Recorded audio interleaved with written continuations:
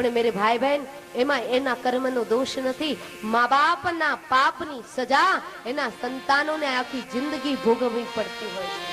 સુનિए मेरे भाई बहन, આ કોણ બતાવી શકે? આવું નિતાંત સત્ય, આવું સૂક્ષ્મ દર્શન, આવું સૂક્ષ્મ વિજ્ઞાન મારા વ્યાસ જેવો કોઈ ઋષિ છે, વ્યાસ સિવાય આજનું વિજ્ઞાન ન બતાવી શકે આ બાબતને।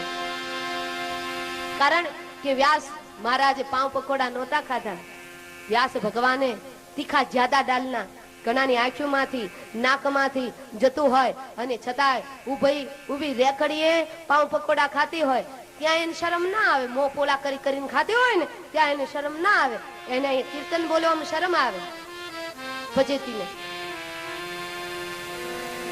વ્યાસ ભગવાને પાવ પકોડા નહોતા ખાતા તો સરસ્વતીના જળ પીતા, કે જે વ્યાસ ભગવાનની સરસ્વતી નદીના જે કાંઠો છે ને